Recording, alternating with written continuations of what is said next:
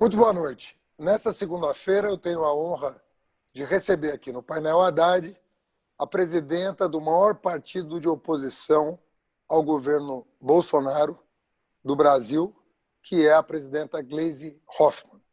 Muito boa noite, Gleisi. Boa noite, Haddad. Boa noite a todos que acompanham o painel Haddad. É um prazer muito grande estar aqui com você. É uma alegria, Gleisi. Nós estamos na reta final de uma campanha. O PT está com uma estratégia que nós vamos explorar com você aqui.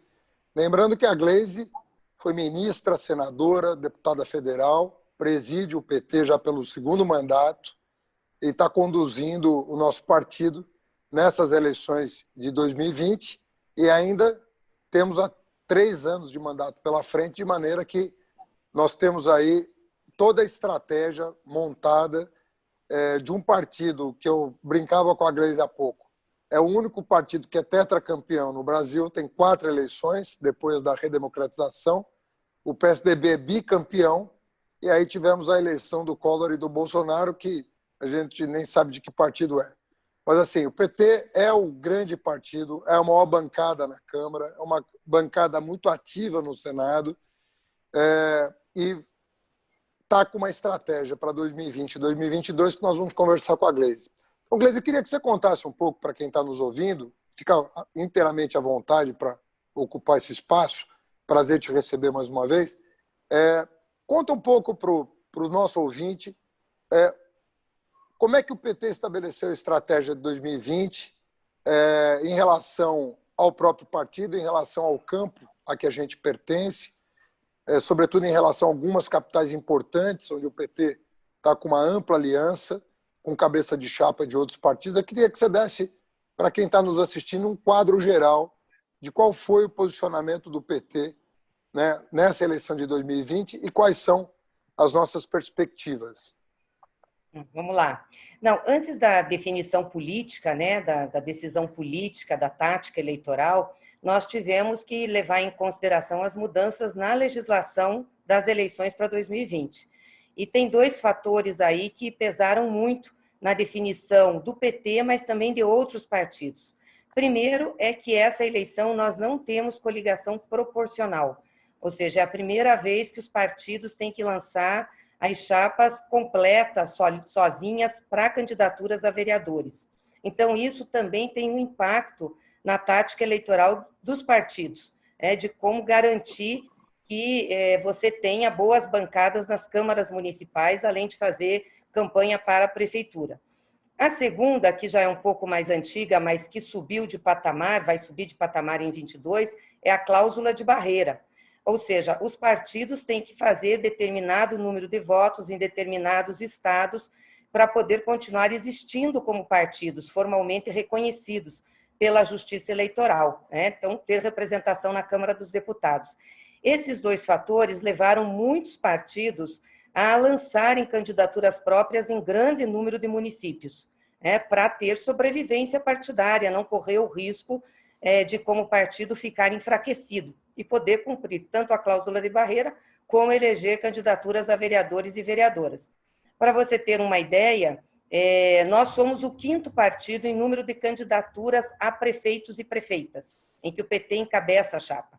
O primeiro partido é o MDB, que também utilizou a mesma estratégia de ter um grande número de candidaturas em diversos municípios. Depois vem o PSD, o PP, PSDB, e aí que vem o PT. Eu acho importante esclarecer isso para não ficar a versão de que o PT não se dispôs ou não quis fazer alianças ou coligações. Isso influenciou, inclusive, no nosso campo, no campo da própria esquerda, com o PDT, o PSB também lançando candidaturas, o PCdoB, o PSOL, que todo mundo quer se resguardar diante do que a legislação prevê, principalmente em capitais e cidades de segundo turno, quando você tem a opção do segundo turno fazer as alianças.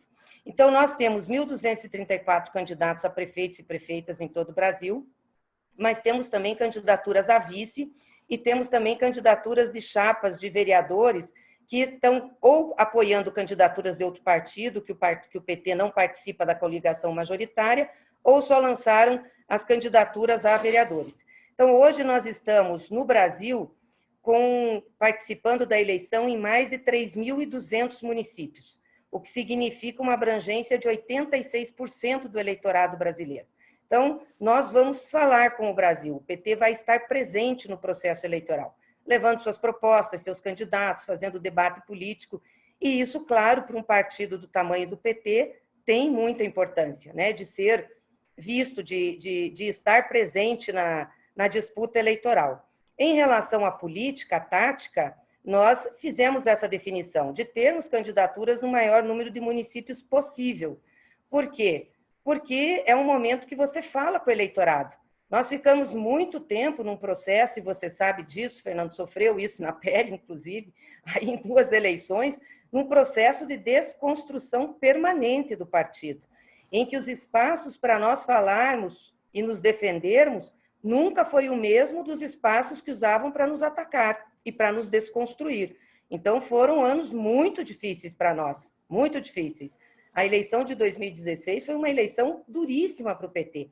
Nós perdemos mais de 60% das prefeituras que nós governávamos, né? Elegemos poucos prefeitos, poucos vereadores, e muita gente ali dizia que o PT tinha acabado.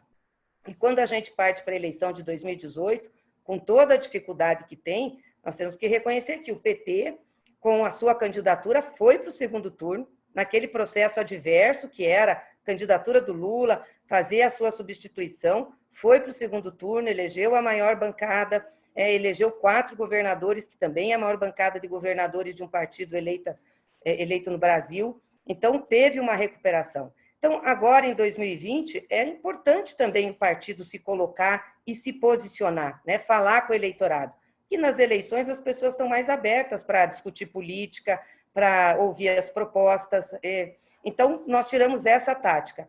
Óbvio que isso não nos impediu de buscar alianças e que nós fomos atrás porque achamos importante, seja para apoiar candidaturas do PT ou seja para apoiar outras candidaturas, como é o caso de Porto Alegre, no Rio Grande do Sul, que nós estamos lá com a Manuela, que está muito bem posicionada, vai para o segundo turno, o vice é o Rosseto, vai ser uma campanha bonita e vamos governar Porto Alegre, né? Se Deus quiser.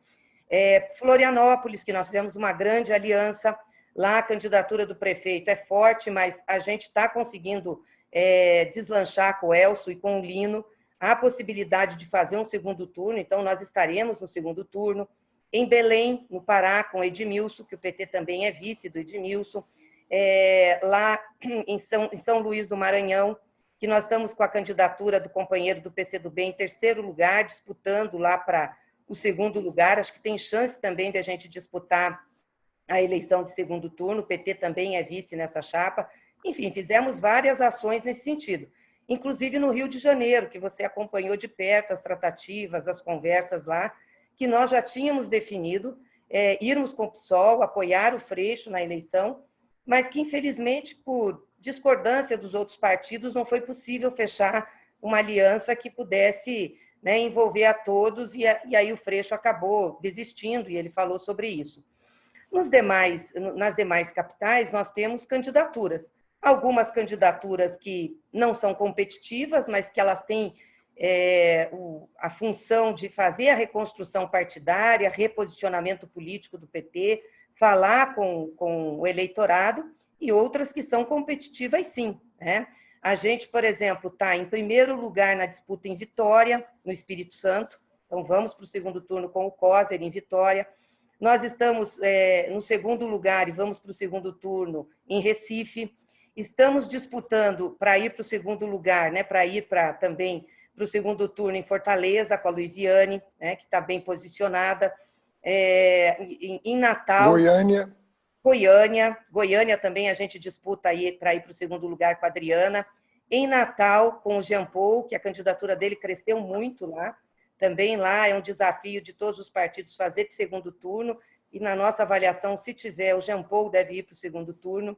Em Salvador, com a Major Denise, Salvador, o candidato do prefeito lá estava estourado na frente, todo mundo dizendo que ia no primeiro turno.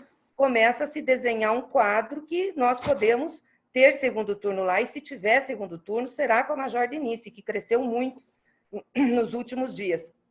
E deve ter crescimento agora também nessa reta de campanha. Manaus, que também está o segundo lugar bem embolado na disputa entre os candidatos, e o Zé Ricardo se posiciona bem. Então, nós temos boas perspectivas nas capitais, além de cidades de segundo turno, né? Aí em São Paulo, por exemplo, Guarulhos, Diadema, Mauá, estamos disputando em Osasco, São Bernardo, ou seja, esse cinturão de São Paulo, que 2016 foi muito duro para nós, a gente se reposicionou. Então, eu acho que a gente vai ter um outro resultado, né? Mas Santarém também, no Pará, que é uma cidade grande, no Rio também tem cidades importantes, São Gonçalo, o nosso candidato está apontando também para ir para o segundo turno. Então, tem várias, Minas Gerais, né, que a gente está lá com a Marília em Contagem, que está bem na frente, estamos disputando também com a Margarida o segundo turno. Então, eu acho que a gente tem um posicionamento positivo aí do PT, e também muitos desses lugares nós estamos coligados com os partidos da base aliada, né, com os partidos aí da esquerda, da oposição a Bolsonaro. O que eu acho que fortalece esse campo, porque se esses partidos também se fortalecerem no processo eleitoral, isso aponta um fortalecimento no processo político para frente, né? Nós não queremos que nenhum partido desse campo se enfraqueça ou saia menor. Eu acho que todos têm o direito e até o dever aí para com a sociedade de se fortalecer, porque são instrumentos importantes da luta política que a gente tem. Então, assim, do ponto de vista de posicionamento e candidaturas, eu acho que é um balanço que, considerando 2016, é muito mais positivo, não tenho dúvidas disso. Olha, Gleisi, eu até quero dar um depoimento, que eu fiz carreata com o Tato, e esse final de semana eu fui com a Bené na Zona Sul, onde não é o lugar mais aprazível assim, para nós, e o ambiente... Bom, primeiro que a Bené é essa força da natureza que impõe uma autoridade por si mesma. Ela é realmente de uma exuberância que impressiona todo mundo. Então, ninguém vai desrespeitar a Bené em nenhuma circunstância, muito menos na nossa presença. Mas eu quero dizer que a receptividade a ela está muito grande, como está ao Tato na periferia de São Paulo. Então, eu acho que essas cidades que são, pelo peso eleitoral que tem, né, e pela importância que tem no país, eu acho que é um termômetro muito bom para a gente comparar a situação de 2020 com a de 2016, que as pessoas às vezes esquecem, mas 2016 é o ano do golpe. É o ano em que houve o golpe à democracia brasileira, com todos os expedientes imagináveis, ilegais, contra um partido político e as suas duas principais lideranças, a presidenta Dilma, que estava no cargo, e o presidente Lula, que foram violentados nos seus direitos básicos. Então, nós estamos no 4º ano.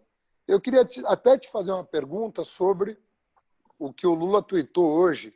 Eu acho que vale a pena também um comentário seu. Quer dizer, como é que pode uma emissora de TV faz uma reportagem sobre a década em que a desigualdade mais caiu, não menciona o governante responsável por isso, e 4 anos depois do golpe parlamentar, vem tentar atribuir o que está acontecendo hoje a Dilma, que foi vítima desse assalto à República. Queria que você comentasse um pouco, porque está muito quente o debate nas redes sociais. Eu acho que um posicionamento da presidenta do maior partido de oposição, né? Eu sei que nós comungamos os mesmos valores do presidente, mas eu queria uma palavra tua, Gleisi, para registro do incansável esforço que fazem para banir o PT da história política desse país. Olha, é a Globo sendo a Globo, né? Uma semana antes das eleições, cravam uma matéria para colocar no colo do PT a responsabilidade por uma crise econômica que eles estão aí, como disse você, 4 anos, já vai para 5, que eles não conseguiram dar respostas com todas as políticas que eles disseram que eram as corretas e que usaram para nos tirar lá. Infelizmente, isso é muito ruim, né? Porque mostra uma falha da democracia brasileira, como que uma das maiores transmissoras, né, retransmissoras do TV do Brasil, se comporta desse jeito, simplesmente tentando anular o maior partido de oposição do país. Fala do Bolsa Família, da importância que esse programa teve no combate às desigualdades, e não diz uma linha que esse foi um programa dos governos do PT iniciado pelo presidente Lula. Ou seja, é Lula sendo censurado na Globo. Não pode existir, não pode falar, está incorreto. E fala que a crise econômica é por nossa responsabilidade. Ora, passaram-se 4 anos, é quase um mandato presidencial inteiro, e teve sequência da política deles. A política do Bolsonaro é a mesma do Temer. Política econômica é igualzinha, foi aprofundada, inclusive. O que isso resultou? Mais desemprego, menos renda, carestia no preço dos alimentos, da comida, daquilo que as pessoas precisam, e o aumento explosivo da dívida pública, que chega a estar 100% do PIB. Eles disseram que nós estouramos a dívida, quebramos o Brasil. Quando teve o golpe, em 16, vamos pegar a dívida de 15, chegava perto de 60% do produto interno bruto a nossa dívida, agora está 100%. Eles fizeram tudo o que fizeram, cortaram o orçamento, fizeram a emenda constitucional 95, retiraram o direito dos trabalhadores. Por que não caiu a dívida? Porque o modelo está errado, né? O modelo liberal não dá para um país como o Brasil, que tem muita riqueza, mas um povo imensamente pobre, né? Que precisava ter medidas para fazer desenvolver aí a economia, gerar emprego e gerar renda. Então, é muito ruim que isso tenha acontecido de novo na véspera da eleição. É o velho chavão. Quer dizer, vão passar aí 20 anos e vão dizer que todos os problemas do Brasil são culpa do PT. Né? Só que tem uma coisa bem legal que acho que você falou, Haddad, que está acontecendo nas eleições. As pessoas também têm memória. E elas começam a lembrar do que foram os nossos governos, né? A fazer comparação, dizer, pô, naquela época a gente tinha renda para ir no supermercado e encher o carrinho. Você não precisava ficar escolhendo o que você ia comprar. O pacote de arroz, vamos lembrar aqui, o pacote de arroz de 5 quilos era R$6, R$7, né, com as políticas que tinha, e ficou por muito tempo isso. O botijão de gás era 40 e poucos reais. Então, a carne era barata, as pessoas tinham renda, porque tinha uma política de valorização do salário mínimo, e as pessoas tinham alimento barato, porque tinha uma política de segurança alimentar que estava sendo construída. Apoio à agricultura familiar, né, crédito, isso tudo ajudava. Então, as pessoas lembram disso, lembram do emprego, né, e lembram, na época do PT, do Lula era muito bom, agora estão destruindo o Brasil. Então, eu acho que isso também, eles têm limite, né, de tentar convencer o povo ao contrário. E tem muita gente que critica a Rede Globo, no povo mesmo. A gente assiste, mas não acredita no que eles falam, não, porque eles falam muita mentira. Eu acho que a gente tem que alertar para isso. Aliás, essa semana a gente tem que alertar para as fake news, né? Começa aí pela fake news da Globo, que é oficial. Mas, com certeza, vem muito mais coisa que eles vão tentar colocar nessa reta para não deixar as nossas candidaturas, não deixar, enfim, as nossas disputas melhorarem. Então, nós vamos ter que ficar atento com isso. Agora, Gleice, você falou de uma coisa muito importante, que também eu acho que as pessoas às vezes não dão a devida atenção. Nós estamos há 4 anos e meio com rigorosamente a mesma política econômica. Imagina alguém que assume o poder 4 anos e meio depois fica pedindo ainda uma nova chance para o que está fazendo e não está dando certo. Agora vem uma história, porque toda vez que se elege alguém fora do Brasil, eles querem pegar de modelo para o Brasil. Eu me lembro que quando Macron foi eleito, todos os meios de comunicação estavam procurando o Macron brasileiro. Quem é o Macron brasileiro? Só que quem foi para o segundo turno fomos nós e o Bolsonaro. Porque o povo brasileiro não se identifica com isso, né? Agora estão procurando o Biden brasileiro, por causa da eleição do Biden contra... Agora, por que eu estou dizendo isso? Porque todos esses que estão procurando o Biden brasileiro votam sistematicamente todos os projetos do Bolsonaro. Todos, como se fossem da base aliada do Bolsonaro. Então, no Congresso Nacional, eles votam de um jeito, com o Bolsonaro, e quando aparece uma câmera de TV, eles começam a dizer que não é bem assim, que eles são extremistas. Como é que você pode fazer? Eu fico pensando, o que o Bolsonaro deve pensar dessas pessoas que estão votando com ele no Congresso e quando aparece uma câmera da Rede Globo, começa a falar exatamente o contrário do que eles estão fazendo conjuntamente no Congresso. Então, eu queria que você desse uma pista para quem está nos assistindo, porque o PT tem mantido uma coerência. A nossa bancada é extraordinária. Aliás, você faz parte dela, extraordinária. Temos líderes extraordinários. E nós estamos ali em 100, cento e poucos deputados que efetivamente fazem a oposição. E quem aparece no noticiário dizendo que é oposição é quem está votando com o governo.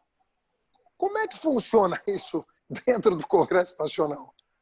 É impressionante, né? Porque a mídia toma partido, e como não quer colocar a esquerda como oposição, que é de fato a oposição, acaba selecionando pessoas dentro da própria direita para terem posicionamento de oposição, na fala, né? Em algumas matérias. Mas naquilo que é central para o país, não tem. E é a agenda econômica que eles estão desenvolvendo, que é muito triste.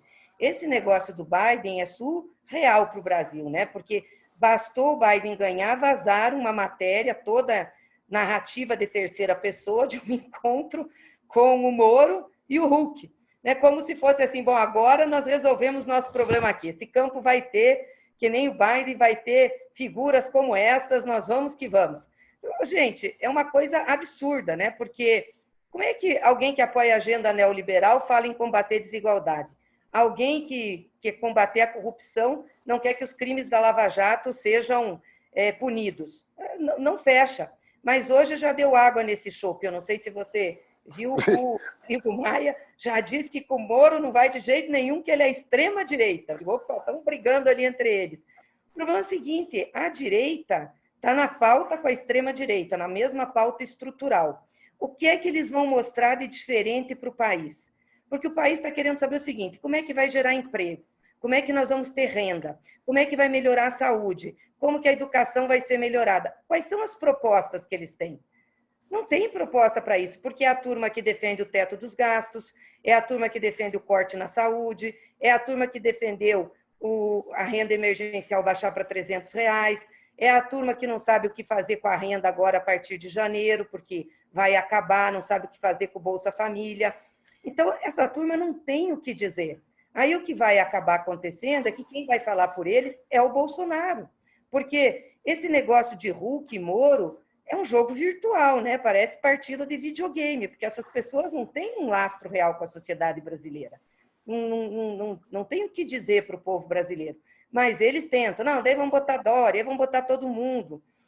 Não vai conseguir. Isso vai repetir o que foi 2018, não é porque nós queremos radicalizar e polarizar, não é isso. Vai repetir porque eles não têm o que falar. Lembra que o Alckmin era o cara do centro, que era o cara que ia levar não sei quantos partidos, não sei quanta gente, todo mundo junto? Não foi. Não foi porque o povo quer saber coisa mais concreta. E aí o Bolsonaro, com a sua agenda mais populista, fala mais diretamente ao povo, entendeu? Sobre outros assuntos, sobre outras coisas, e faz um embate na economia com a própria equipe econômica, claro que é mentira, é jogo de fumaça, mas faz. Então, eu acho que a direita, o centro, né, que é a direita do Brasil, que está tentando se colocar no centro, tem uma grande dificuldade, por mais que a TV, a mídia incense, coloque, tem uma grande dificuldade. Porque esse é um campo, por exemplo, que é muito difícil partidos de esquerda ou que têm compromisso com desenvolvimento diferente do Brasil apoiar essa agenda econômica. Não tem condições, porque é uma agenda que está contra o país, né? Está contra o desenvolvimento. Mas eles ficaram bem assanhadinhos, mas eu acho que a coisa já deu uma arrefecida e vão ter que arrumar os problemas internos que tem. E eu acho que é isso que você falou, a gente tem que ter coerência. O que nós estamos defendendo? Nós estamos defendendo aquilo que nós sempre defendemos, Haddad, que nos levou à vitória em 2002, que fez os nossos governos serem exitosos, né, que fez a inclusão social, que diminuiu aí as desigualdades, e temos muito mais coisas que tem que ser feita. Então, o povo sente isso também, quem é capaz de dar resposta aos seus problemas. Agora, Gleisi, o Lula, quer dizer, isso aí ninguém vai tirar dele nunca. O fato dele ter saído da presidência depois de 8 anos, 87% de aprovação, segundo o Ibope, e acho que 85% segundo o Datafolha. É um negócio que eu fico rezando para chegar esse dia novamente, porque é uma coisa tão extraordinária, quase a totalidade do país está satisfeita com um governante, e nós estamos aí, hoje, teve um anúncio de 400 personalidades do mundo inteiro, pedindo justiça. Ninguém está pedindo favor, ninguém está pedindo para passar pano para ninguém, ninguém quer nada que não seja verdade, que inclusive está nos autos. Não é uma coisa que não está nos autos, é uma coisa que está lá. Toda ação que o Moro procedeu contra o Lula na qualidade de juiz, isso está caracterizado como parcialidade, como suspeição. Isso está na lei, está no processo. Repito, ninguém está pedindo nenhum favor. E hoje teve uma coisa muito significativa, né?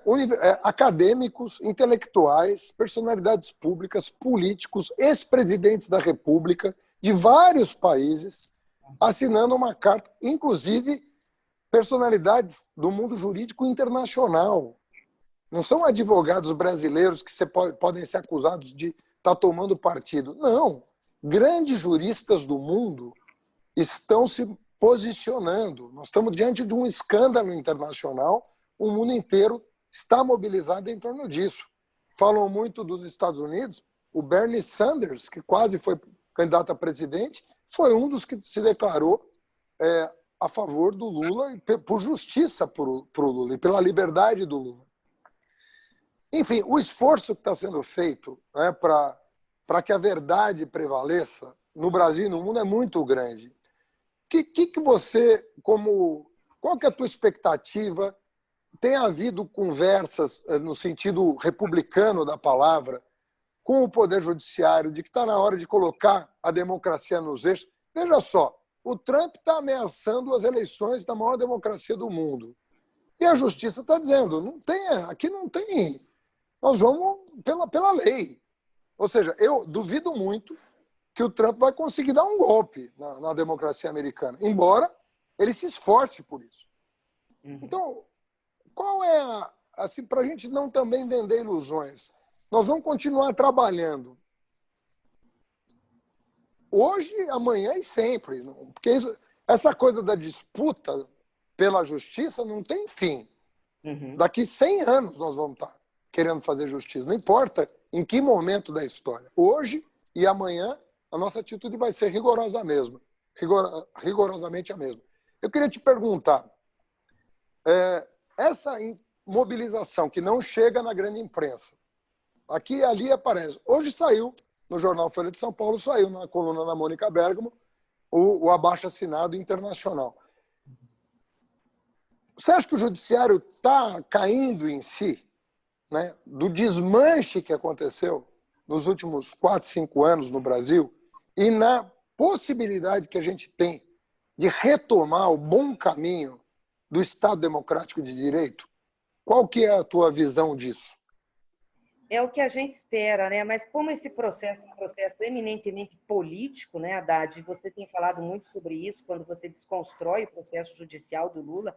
Já vi falas suas que são muito boas, assim, mostrando didaticamente as injustiças, o que aconteceu, as falhas do processo. Como esse é um processo político, é muito difícil a gente saber o que vai de fato acontecer. Porque há, com certeza, um movimento no Brasil, e vem desse campo aí que quer se colocar no centro, que é da direita, para deixar o presidente Lula fora do jogo eleitoral. Se possível, para deixar o PT, né? Ninguém do PT, esse seria o mundo ideal. Eles disputarem entre eles lá, como sempre aconteceu no Brasil até 2002. Mas, principalmente, deixar o Lula fora de qualquer disputa eleitoral. Nós sabemos que a anulação da sentença do Moro devolve ao Lula os seus direitos políticos, né? Não sei se ele vai querer ser candidato ou não vai querer, isso é uma coisa que cabe a ele definir, enfim, debate, mas é o que é certo e o que é justo pelo que aconteceu, né? Eu acho que o Supremo não tomou iniciativa ainda de colocar em julgamento, era o que a gente gostaria que fizesse, que colocasse.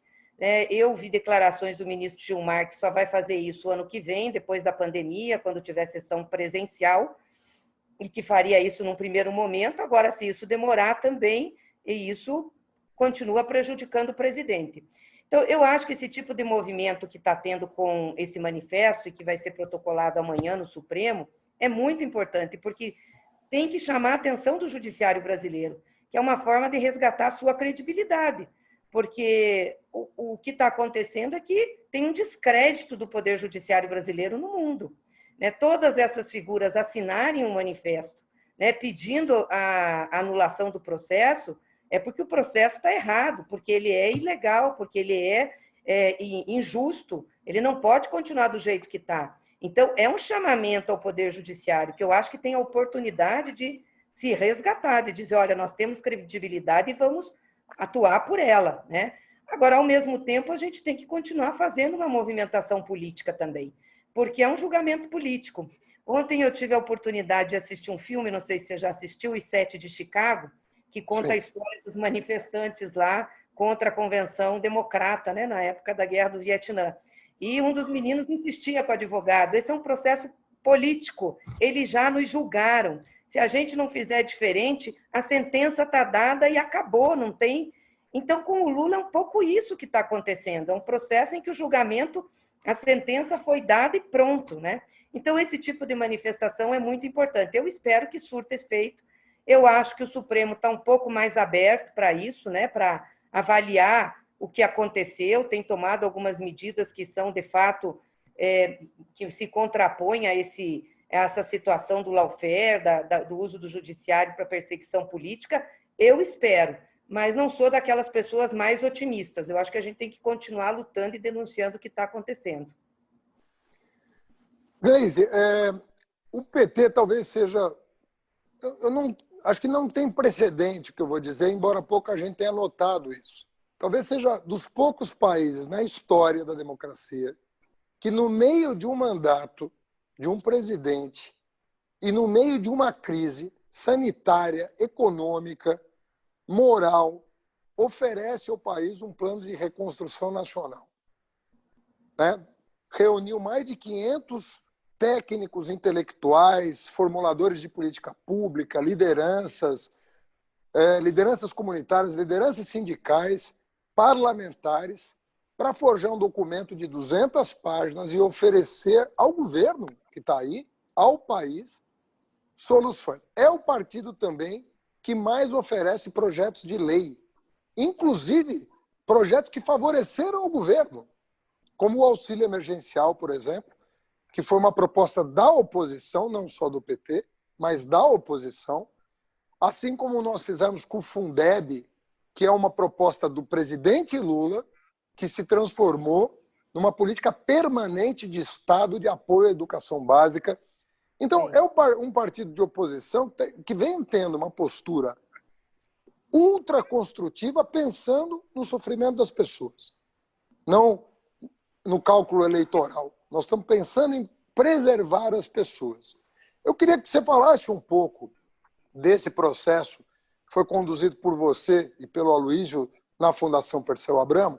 Como é que fazer um pouco de propaganda disso, que eu soube pelo Aloysio que mais de 100 mil downloads foram feitos do documento, ou seja, ele se esparramou pelo país.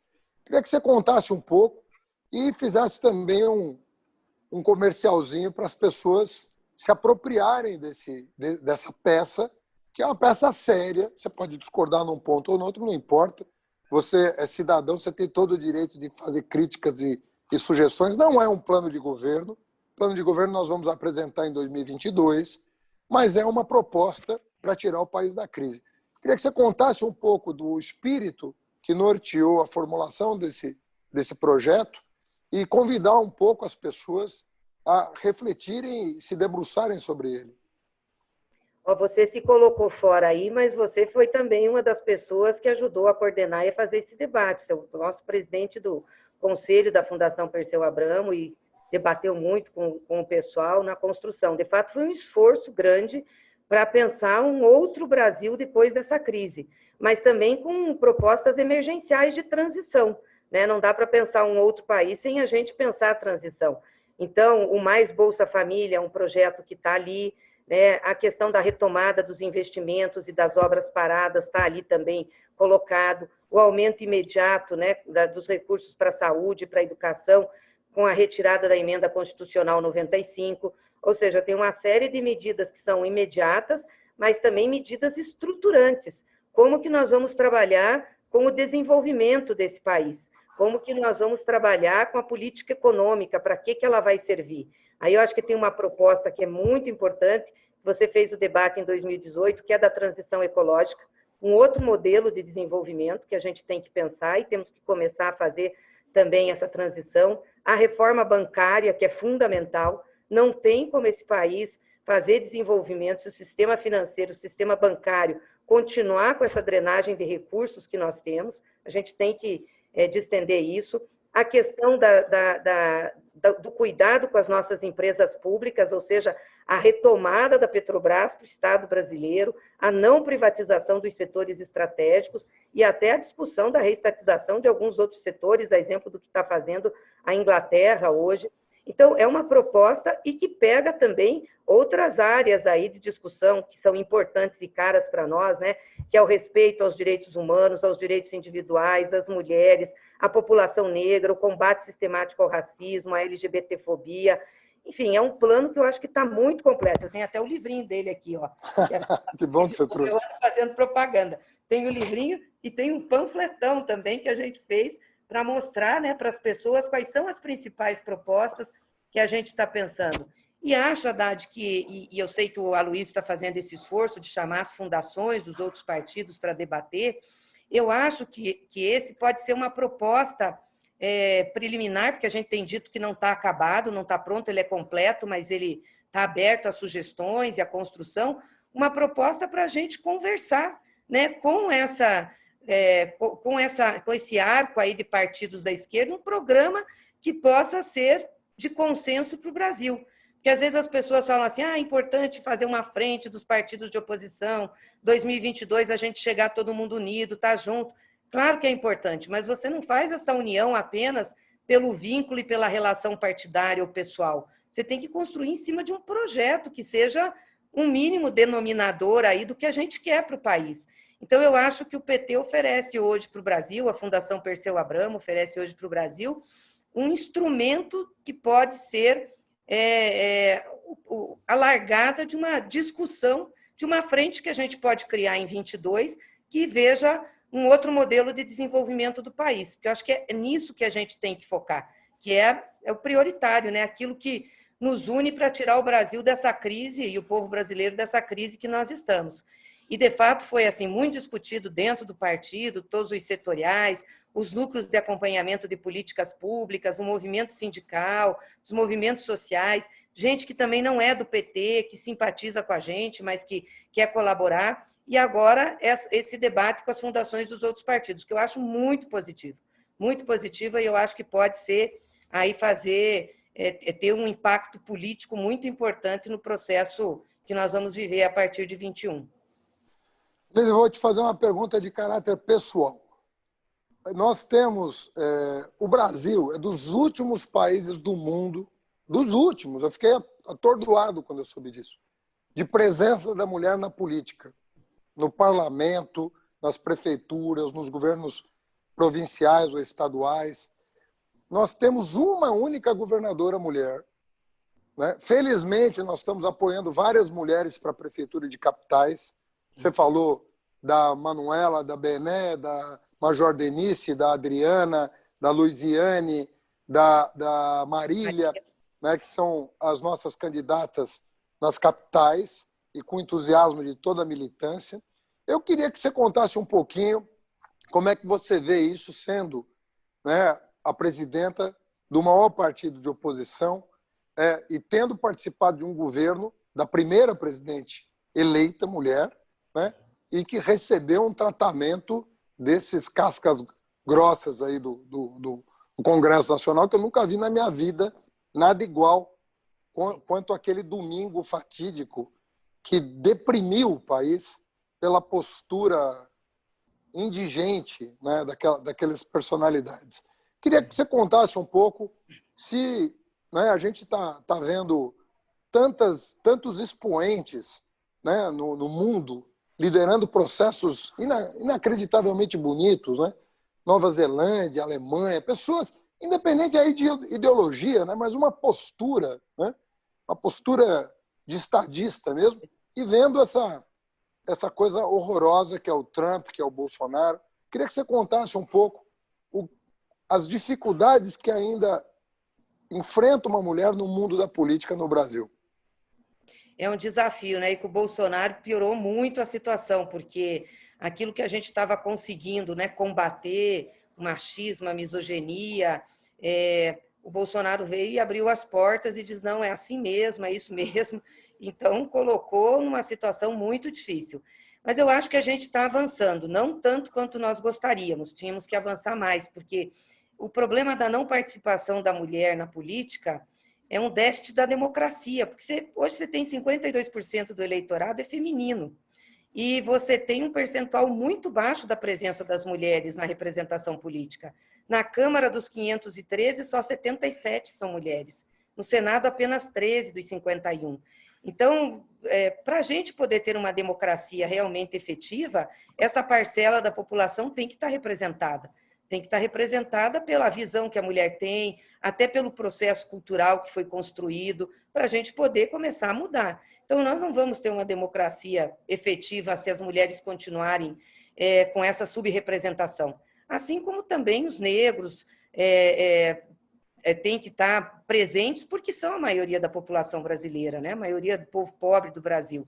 Então, para nós, é sempre um desafio. Agora, o PT tem uma prática muito legal e uma história também. Não que seja fácil, porque também é difícil dentro do PT. Mas lá atrás, nós colocamos as cotas para as direções partidárias, porque nós achávamos que tinha que ter uma ação afirmativa para que as mulheres pudessem assumir. Quando o PT foi criado, quando o PT foi fundado, as mulheres participavam, tinham presença, enfim, mas majoritariamente as direções eram masculinas, né? Eram as lideranças masculinas que tinham mais voz, mais presença na política, na luta. Eu lembro que as companheiras reclamavam e diziam assim, para nós sobrava arrumar as salas, pendurar as bandeiras, fazer o cafezinho, às vezes a gente dava uma opinião, e teve uma luta importante dentro do PT para que as mulheres fossem representadas. E aí foi feito um censo sobre os filiados do PT. E naquela época nós tínhamos 30% de mulheres, isso foi em 95, se eu não me engano.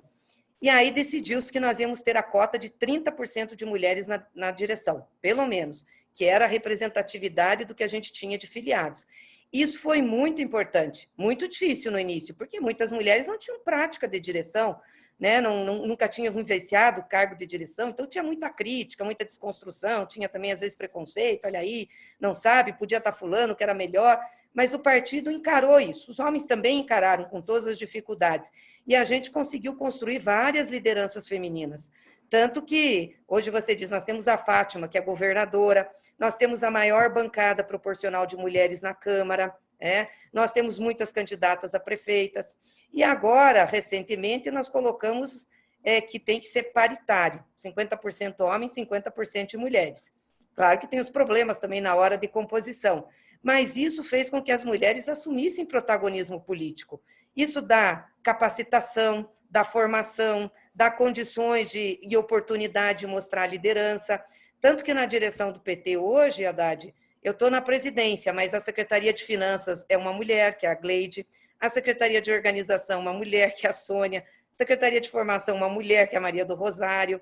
Se nós não tivéssemos feito essa política afirmativa, dificilmente nós conseguiríamos estar em cargos que são cargos chaves da direção do partido. Claro que isso também dá uma grande responsabilidade para nós, né? Porque fica todo mundo olhando o que essas mulheres vão fazer aí, se vai dar certo, não vai. Mas eu acho que só tem um jeito de você fazer, é participar. Nas eleições agora, nós já estamos com uma média de mais de 35% de mulheres candidatas, né, proporcionais. Então, estamos subindo, a gente tem incentivado, tem um projeto no PT que se chama Elas por Elas, que começou um pouco antes de 2018, mas que dá formação política, de comunicação, de organização de campanha, é muito legal. E as mulheres participam, gostam, querem fazer. O ideal para nós seria, por exemplo, que tem a Argentina, o Chile, que a gente tem um número de cadeiras reservadas para as mulheres no parlamento. Aí os partidos são obrigados a investir na formação das mulheres na política e dar oportunidade. Aqui ainda a gente se confronta aí com partidos com candidatura laranja, lança a mulher para cumprir cota, para repassar o dinheiro para outro. Aliás, o PSL em 2018 foi isso, um dos escândalos da campanha do Bolsonaro foi esse, né? Que eles não tinham mulheres, fizeram um monte de candidatura laranja. Então, eu acho que a gente conseguiu avançar. Temos que avançar mais ainda. E, claro, e superar um pouco o modo de fazer política, né? Que ainda é um modo masculino. Eu não diria só que tem o machismo, tem também, mas é um modo masculino, da cultura masculina, do processo masculino de decisão, de articulação, que é um pouco diferente, né, do que as mulheres trazem, até pelo processo histórico que a gente vivenciou. Mas eu acho que nós estamos avançando. E eu, assim, estou bem feliz com o resultado do PT, com as nossas candidatas, viu? As candidatas aí nas São capitais e para extraordinárias. segundo turno. É? Não, e todas com serviços prestados ao país de longuíssima data, né? Sim. Estamos falando de uma ex-prefeita em Fortaleza, estamos Uhum. falando de uma delegada em Salvador, estamos falando de uma deputada federal em Recife, estamos falando de uma pessoa que tem um currículo, a Manuela lá no Sul, de vereadora a deputada federal, candidata a vice-presidente.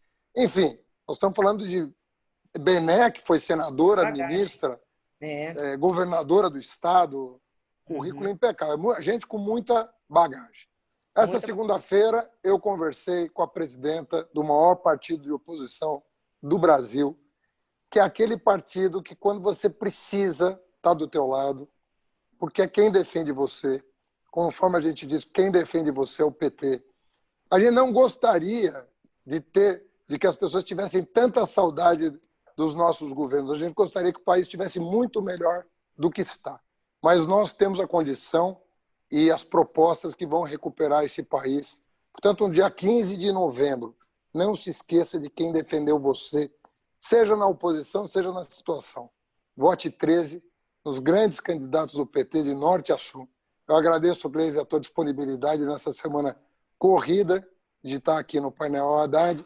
Segunda-feira vou estar com um novo convidado, se Deus quiser, com um cenário de segundo turno favorável para a nossa democracia. Obrigado, Gleisi. Boa noite. Obrigada, Haddad. Boa noite a todos que nos acompanharam. E é isso aí, ó. Vote 13, hein? É isso aí. Abração.